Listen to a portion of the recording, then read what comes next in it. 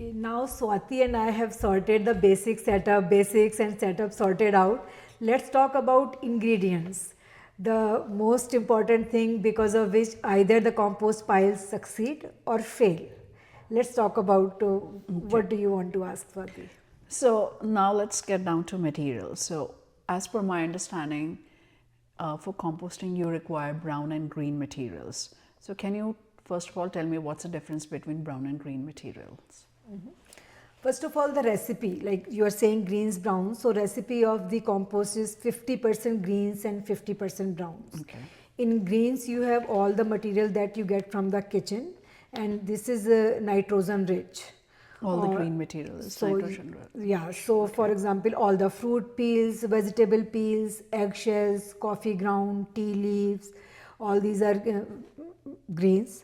And then also your green grass is also your green, but we don't add the green grass as is because it becomes it has a lot of moisture and becomes slimy.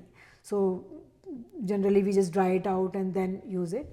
And your browns are all the dry material that is carbon rich. Anything that can be burnt is your browns, and under that comes is uh, fall leaves, brown leaves, and dry straw, hay, newspaper, cardboard, even your soiled napkin, you wipe your hands, and then that also is a brown.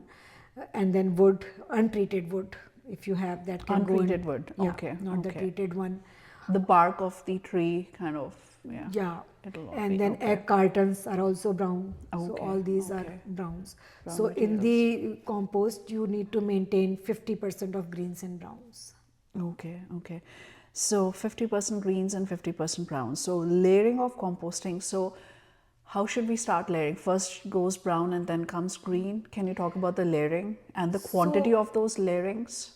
yeah, whatever type of composting you are starting, either it's static bin or tumbler, you should have browns at the bottom, or in the tumbler just add the browns, lot of browns, because 50% those will browns, yeah. absorb in your moisture from the kitchen waste when you add.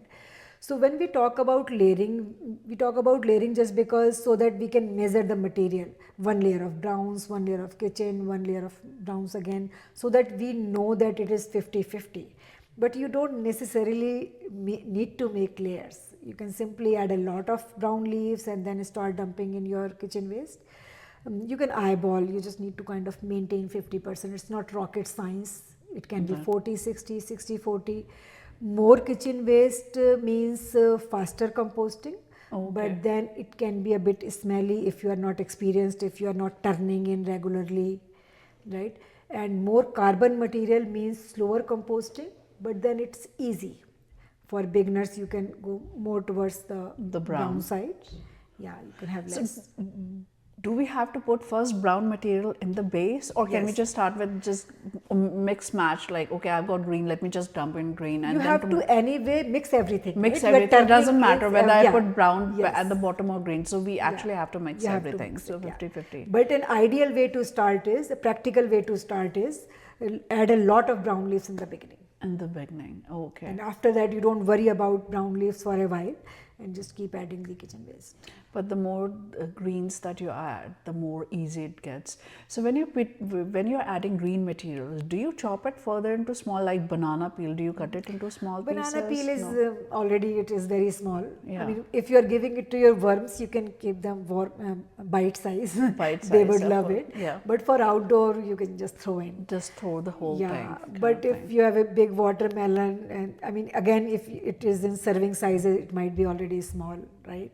So smaller sizes just help in faster Decompose faster composting, decompose. because But it we has don't greater have to do surface that. We area. don't have to do that. You don't right? have to do it. For lazy composting, we don't have to do exactly. that, right? Exactly. Yeah. Okay.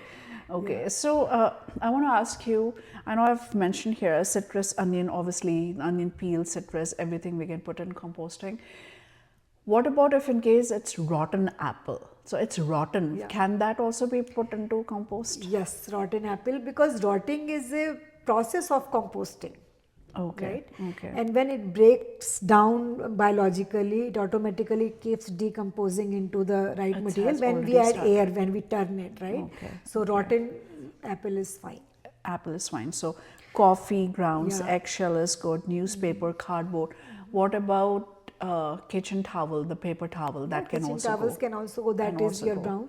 But I want to talk little bit about orange peels and onion peels you mentioned, Yes, right? yes. So in outdoor composting, anything is fine. Yeah, all these kitchen waste, fruit peels, etc.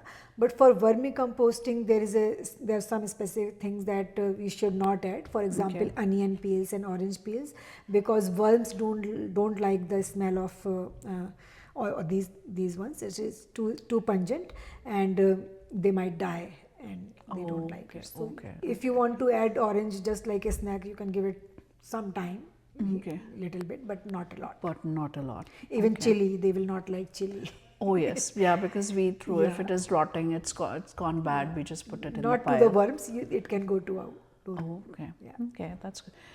Can we put pet waste in the compost?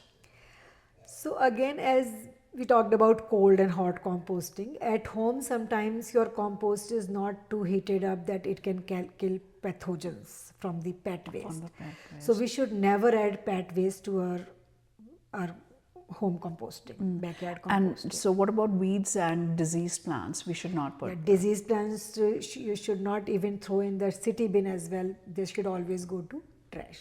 Oh, okay, okay, okay.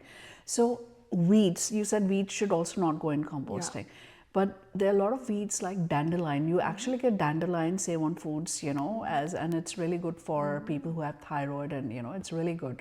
So what about those kind of weeds? So you can remove the seeds.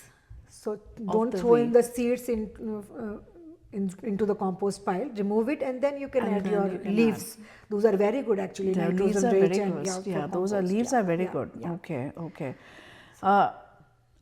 Can you talk about things that I should never put in compost bin? Yeah, so we talked about pet waste, you Pet should not waste. put in. And in Canada, we have that Canadian thistle, that weed, that you should never put in your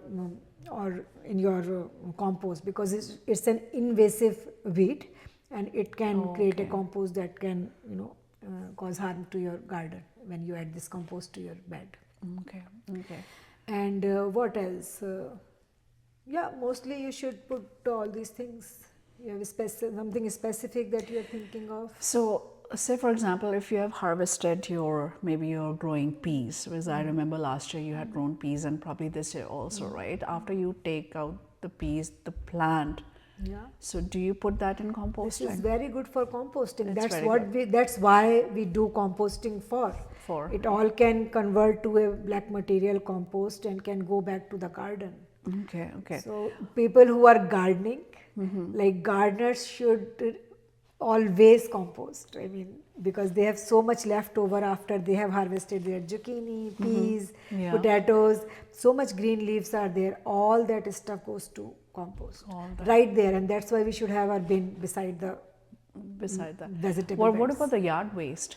Yeah, that's yard waste. That's fall your grass leaves, yeah. and fall leaf obviously will go there, but what about the greens? Like there's so much, I mean your grass has grown so much, and Yeah. I'm kind of For grass, I want to say, first of all, you don't need to do anything. If you keep mowing often, like every week, when it doesn't grow so much, just leave it on the lawn. on the lawn. It Okay, that's a all- norm. Yeah, natural it all, composting. it's automatically it decomposes, it's there, and Okay. yeah, fertilizes your grass. Okay, okay. So let's talk about the kind of problems that people might face, when they're composting, right? Excuse me. If somebody's compost is not breaking down, what do you think that they're doing wrong? Well, it's not breaking down. We have talked about this actually. There is only one reason. It is not wet. It is Okay. not moist. It's not moist. That's the It's only dry, reason. right? Okay. Yeah. So for rotting process, it has to be wet, and only then decomposition happen. But at times, people smell like rotten eggs. So that means they have put too much water in that. Yeah. So in tumbler anyway, water drains, right? And but in your other bin, static bins, sometimes there might be too moist, or maybe too much nitrogen material, right? Less carbon. And if you have 100% nitrogen kitchen waste or 80-90%, you have had only small amount of leaves. In that case, it will start smelling. Or if it is too compact, then also it starts too compact. You have not turned in, right? There is no oxygen, no air. Then also it starts smelling. Okay, oxygen and Yeah. air So is required. turning resolves lot of composting issues. Whenever you are seeing something not happening, I mean smelling or something, just turn it. So how many times in a week do you turn your compost? Once a week is good Once enough. a week is good enough. This will give good cadence to your turning process. Okay, and making sure that it should be wet but not too much wet. Yeah. And then it should be turned often, so Yeah. that will kind of start breaking up, Yeah. and it will not smell like rotten eggs, right? Okay, okay. And then you learn from experience, you know. Yeah, because you at keep time- doing it. Yeah. But at times, compost also smells of ammonia. So Yeah. why is that happening? Ammonia is nitrogen, right? Yes, NH3. yes, So yes. nitrogen and hydrogen. There is no oxygen. Yeah. It is not decomposing. It's only creating that ammonia gas and smelling. So to resolve that issue, simply add some brown leaves or any other brown, whatever you have, and turn it, and the smell will go away. Okay. So far my understanding 50% brown and green, enough water so that it's not, but it's not dripping, and keep turning. It'll take care of all the problems. Okay. So if you don't have enough water, it's not a problem actually. I mean, no, there is no smell or anything. No, but it's just, not breaking down. It's Just not that breaking it's down. not You are just breaking down. wondering why Okay, nothing is okay. happening. It's just staying as is. Okay. So, I think most of the questions that I've written, the way you're answering is answering all my questions. You can move on to the. Yeah, no, I'm just looking. So, how do I keep the people who compost open? They don't cover it. They just dig a pit in a pit, and they start putting everything there. Yeah. Do you think that attracts a lot of pests, rodents, mice, those kind of that kind of If composting? they are digging a pit, Yeah. sometimes they cover with something. Okay, I on the have top. seen, my friend, she used to cover it with a old rug. She has an old rug, and she Okay. used to just add your material and then cover it. Cover it. So mice cannot reach in there. So covering, you cannot keep it open. If you are cannot keeping reach. it open, of course, Yeah, there of will be course. lot of mice. They will come to eat all that stuff, and they will be everywhere. Okay, so even in the holes, they are not able to get inside through the holes, right? These holes are not big enough Big for enough for them them to in. get in. Okay. That's why these bins are very popular in urban areas. Yeah. Lot of people keep in, even in their tidiest garden, they have this This kind of a bin. Kind of bin, yeah. Okay. How do I stop fruit flies from coming in? Why do they come? Because I've added my browns, I've added my greens, I've turned it, but if in case fruit flies come, Yeah. So you know that any exposed fruit would attract fruit flies. Yeah. Right? Exposed. You Yes. mix in brown or not. So if you want to avoid fruit flies, you can always add a top layer of browns, and then it will not attract fly. after turning. So after turning, After turning, you can add. After turning, you have lid as well. okay. Yeah, little bit of flies is okay as long as it's not a cluster of flies coming to you, right? Okay. So little bit will be there, but after turning, you can add brown leaves or Yeah.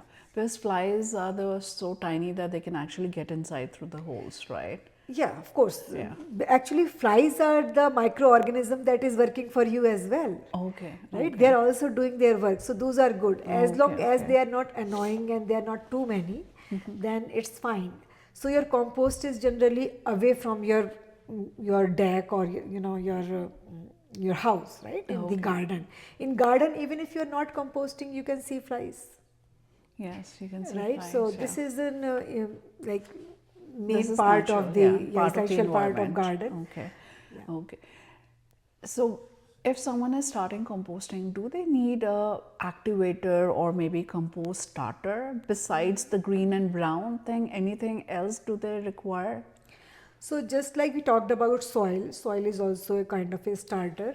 Again, it is optional. I have never bought any activator. never bought. or a starter, because why to spend money if you don't need it? You don't need and people who want to see fast results, maybe they go for activator. But as I said, I just do lazy composting. My purpose is to get organic fertilizer and to divert my kitchen waste from landfill. How much time it is taking, I don't care, because eventually I will get something. Yeah. So I harvest every second year, one bin every second year, and add that to my vegetable bed. I don't want to rush to make my compost. So every day when you're cooking, you're collecting on, your pile of green waste. Do you put it in your bin every day? It depends upon your, your tolerance level. Yeah. Right? When I have this size 8-liter bucket, that is full in maybe 3 days. Okay, so and that you just go and put it there. And then I just dump it. So whenever it is full, you just dump it. I just remembered another question, so that is green. So what about cooked lentils or cooked rice? Can that also be put into as considered as green? Yeah, that is green, and that composts compost very well. But then I have seen, that might attract mice, etc. So it is better to avoid those things in your outdoor bin. Yeah. Okay. Some people do it. It's personal choice again, how much tolerance level you have. I don't put these things in my backyard. What about cooked greens? Okay, I've had enough. I don't want to eat. It's cooked greens might be fine. Fine. So it totally depends. You're talking a lot about food. Yeah, I'm talking about food. Yeah, cooked. So you normally don't put cooked items. Yes, cooked items. So let me talk a little bit about the avoidable and unavoidable waste. Okay. So your peels, orange peels, banana peels are unavoidable waste. You will have it anyway, whatever you do. Yes. You put that in compost. Okay. But the food that you are talking about, cooked food, lentils, rice, or cooked greens that you are not able to finish, or that is avoidable waste. We should avoid to our best not to have that kind of waste. What about meat bones? Yeah, meat bones not in the backyard. Not in the backyard. It can Fish attract bones, lot meat of, bones, no. So if you have city composting in Edmonton, we do have city composting. Put that in the green Put bin. that in that bin. Okay. So you did mention that if there's too much nitrogen material or too much carbon material, doesn't matter. But if there's too much of one or the other, so what do? We just balance it by putting either green material or the brown material, so right? if it is not decomposing, that means your brown material is more. So you can add more nitrogen, more wet material, right? And if your nitrogen material is more, wet material is more, then it might be smelly. So you can add. Just add. Okay. It's in composting is an art. It's an art, actually. Yeah. And you get better and better every day. Every time when you do it. When I started composting 6 years back, I did not know that we had brown leaves in compost. I started collecting only the kitchen waste. That was the month of winter though, so anyway it was freezing. And in April, it started thawing out, and then I saw it was all messy material because it was all nitrogen rich, right? And at that time I also did not have a proper bin. I started with a cardboard. So I added all that nitrogen rich messy material to my bin that I bought after that, a static bin, and then added browns. And then it started balancing out. So you learn gradually as you go. So if people don't have the brown material, like they might have newspaper or this kind of paper, right, but no brown leaves, or where do they collect all that from? So mostly in our houses in Edmonton here, we do have trees. Everybody has front tree. But what about people staying in apartments? They don't have trees, right? Yeah, so they can get it from parks, right? In the park you have lot of brown leaves, or you can also get straw. City of Edmonton gives away straw bales in the month of April. Or you can get it from your friend who is in house. Yeah.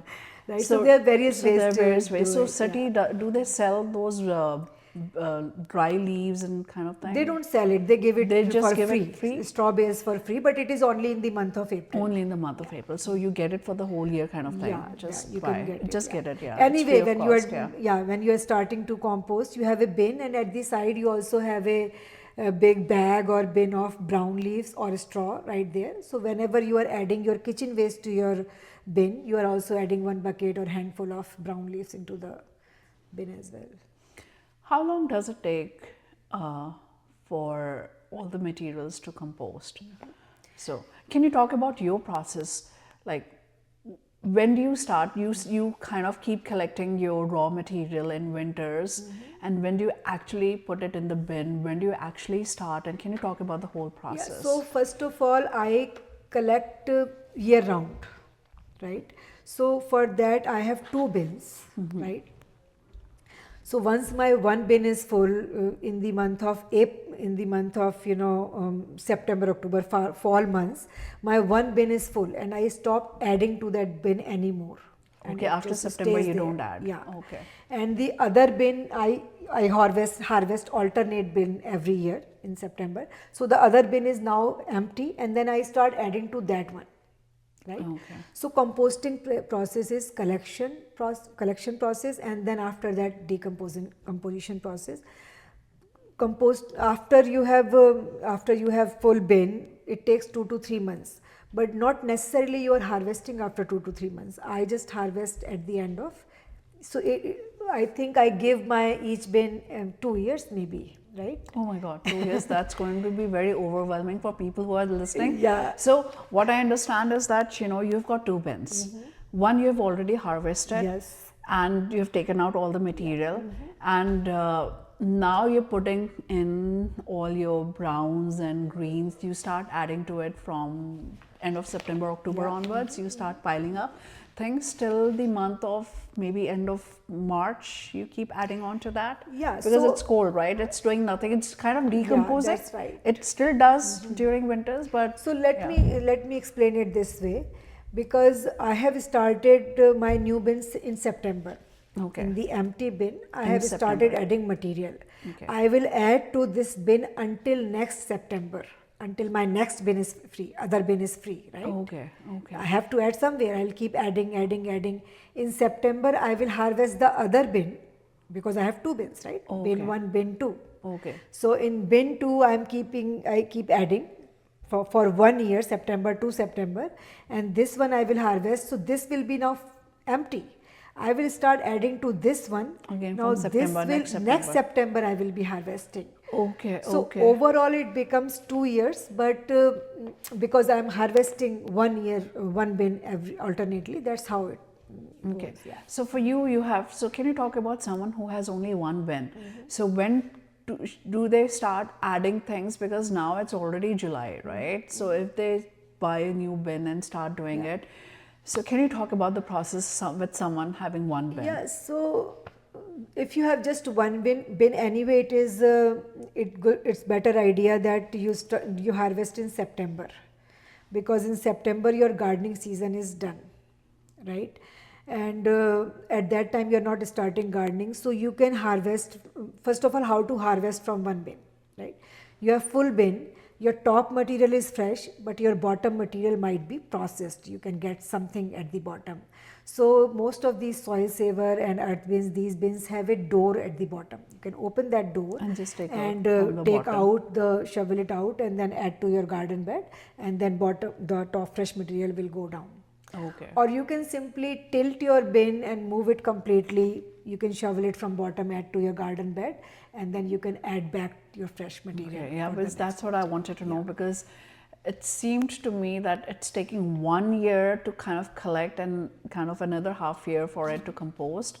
And then, so that means you cannot use it, but here you can actually use it, because you're collecting, you start collecting from September, and then and if you're using tumbler kind of bin, probably in maybe 3-4 months it'll be full, September, October, November, December, and obviously in winters you cannot add more to it, and you start collecting those green material on the side, but then you are it starts decomposing, right? So you can actually use it in summer, right?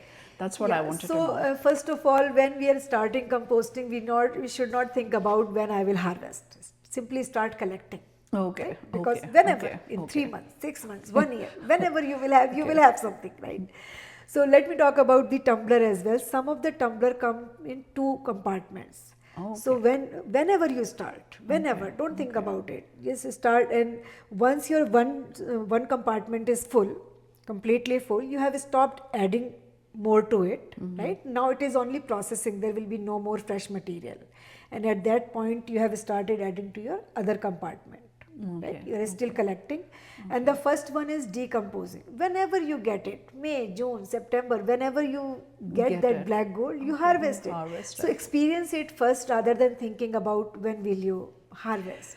So if you're It's getting, not a hard set process. it's not hard set. right? No, Yeah. no, I understand. So for example, you have started composting and someone is able to harvest maybe in October and they see that, oh my God, everything has been decomposed. Like I can actually see. Yeah.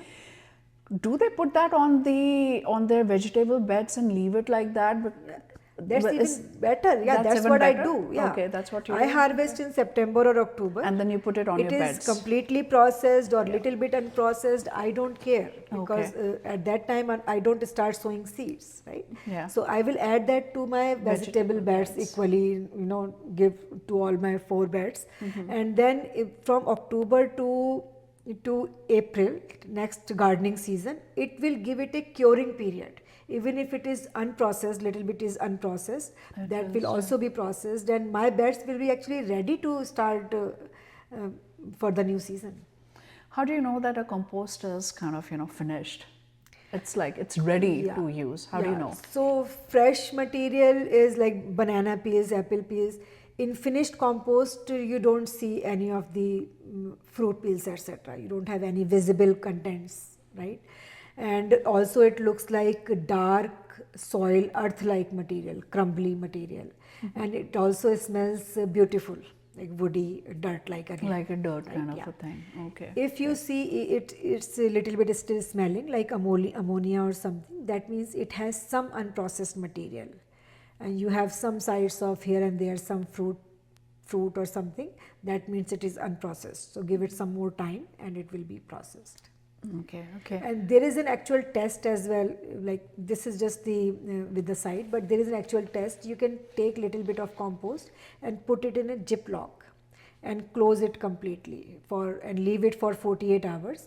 After 48 hours, if your Ziploc pops up and you open it and it starts smelling, that means your compost is unfinished.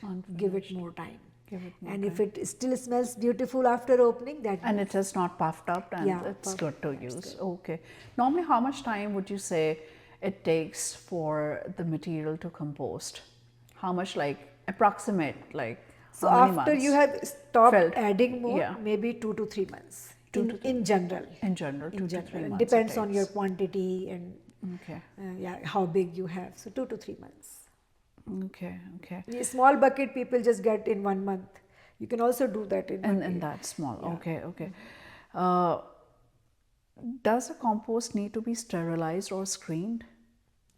Screened is your own choice, personal choice, right? Because in compost you can see some of the unprocessed material. For example, some woody branches if you have added, or mango pits, avocado pits, if you have added those, and eggshells, right? Those are still visible even in the finished I can compost. just take that out and just put it in the new bin kind of thing. Yeah, in the new bin, next batch, or you can screen it, sieve it, or pick it, whatever you can do.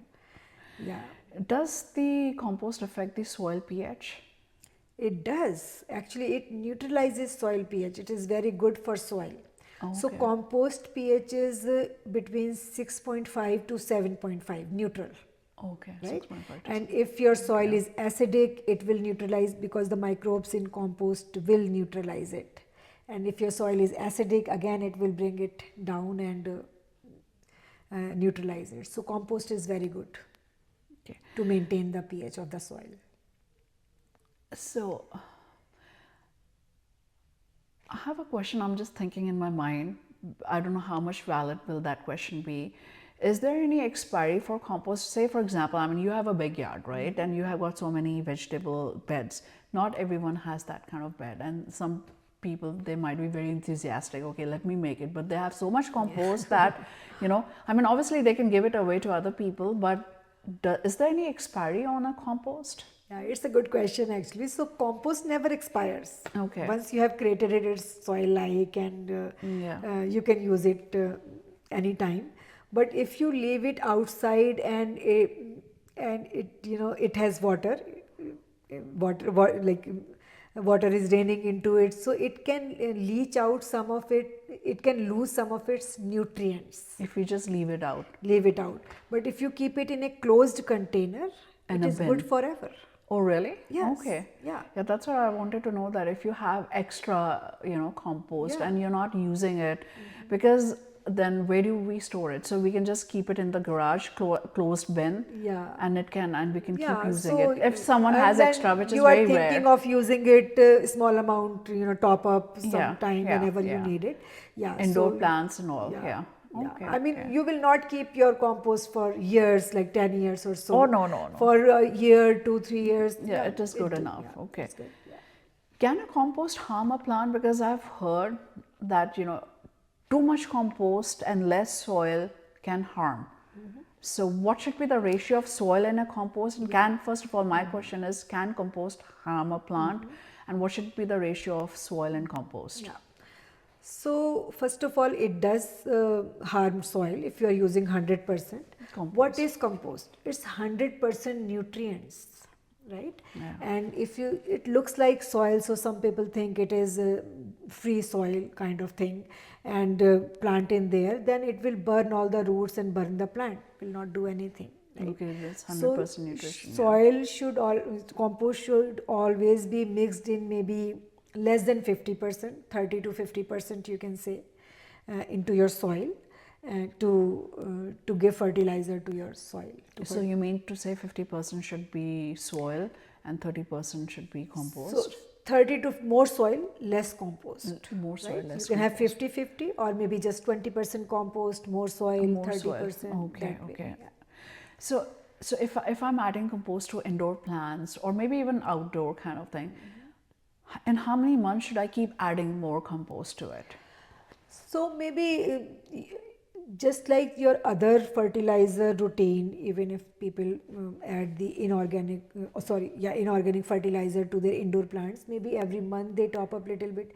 Same way you can add compost every month. You can top up ½ inch or 1 inch layer of Every month. Okay. Every month you Every can do month. it. Yeah. Yeah, because it's kind of a food, right? For Yeah, it's plants, food for right? plants, It's yeah. food for plants. So, like, okay. Okay.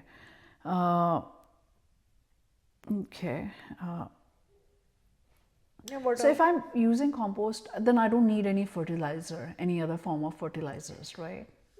You can still have.